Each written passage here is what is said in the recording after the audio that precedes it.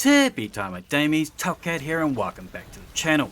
A good Gyrfalcons build is two things: stealth and endless area of effect damage with volatile rounds. But it plays better on Prismatic, just a little different.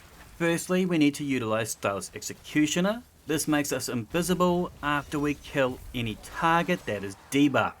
For melee, go Threaded Spike.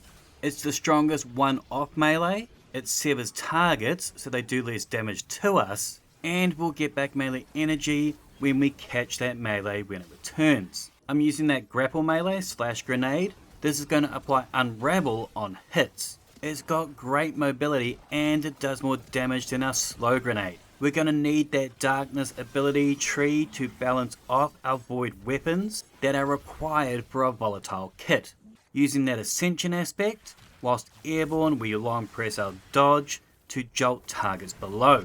When defeating jolted targets we also turn invisible. Importantly, this is going to give us amplified, granting us bonus weapon handling and reloads.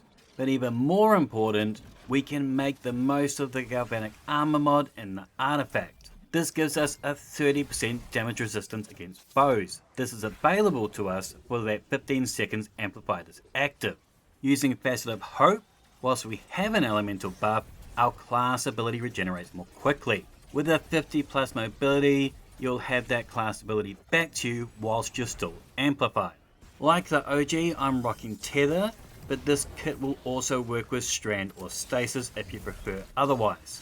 So, with our abilities initiating those debuffs to make us invisible, we can begin our weapon selection. Pulse Rifle's got a sizable buff this season, so I want to start here. My favourite is that Collective Obligation.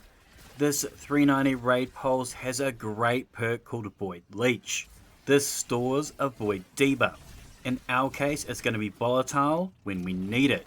It'll auto store when we shoot targets that have volatile applied to them.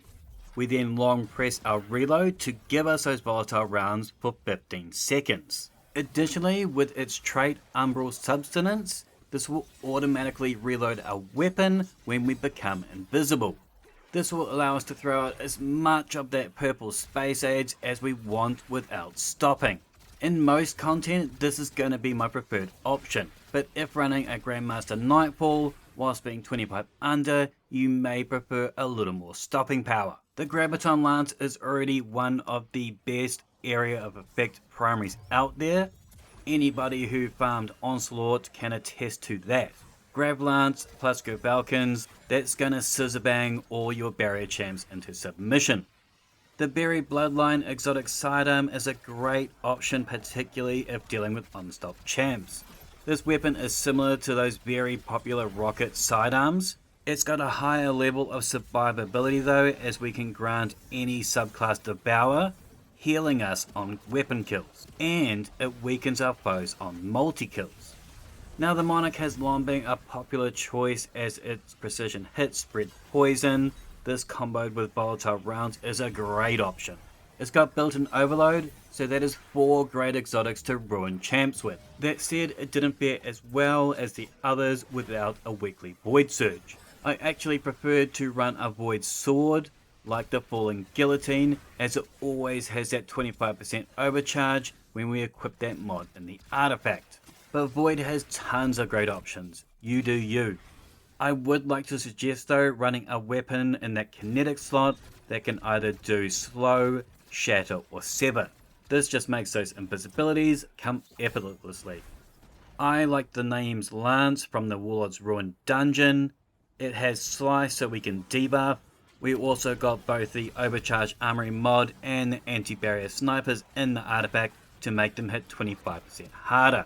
I've also got Facet of Solitude equipped. When landing precision hits, a severing blast is emitted from the target.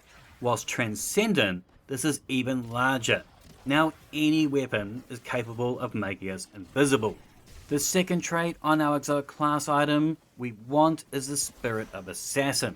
This is going to allow us to go invisible off the back of our finishes. Now at first this might seem a little bit overkill, but it really comes in handy in team scenarios. A standard Stylus execution makes you go invisible for 6 seconds, A finisher invis is for 10 seconds. It can come in very clutch in those Grandmaster resurrections. I pair this with Facet of Defiance. Our finishers create a detonation that either jolts, scorches, slows, severs, or makes targets volatile. So whether you have chosen the Silk Strike, Tether, or Chillnado for your super, we've got a good debuff finisher we can chain with. Using Facet of Protection, we are going to be nice and safe behind those enemy lines. At base, this is a 15% damage resistance whilst we are surrounded. This jumps to 32% whilst Transcendent, coupled with Galvanic Armor's 30% DR and Sever's 35% DR. This is the equivalent of double bagging your man meat before a date with a professional. This all comes in very handy if you want to slice and dice your foes.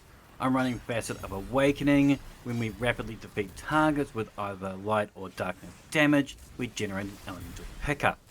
Using elemental charge on my booties, I'm going to get myself an armor charge, and I spend said charges on Argent Blade. This is a bonus 15% sword damage when we begin attacking with our sword. You can run around with your sword out, it's not going to spend it, it's when you dig that blade in, the timer starts. It's active for 6 seconds. This might sound short, but your foe should be pastrami by this point, so no matter. Feel free to pause here for my armor mods, artifact and stats, but there will be a dim link in the description down below.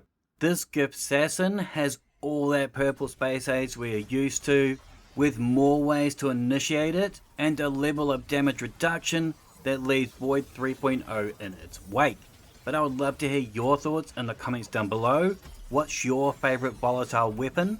Make sure to thumb it if you dug it, sub if you're new, and as always, tippy time, my damies, what a tie. Bottom of everything, he's the most tipped.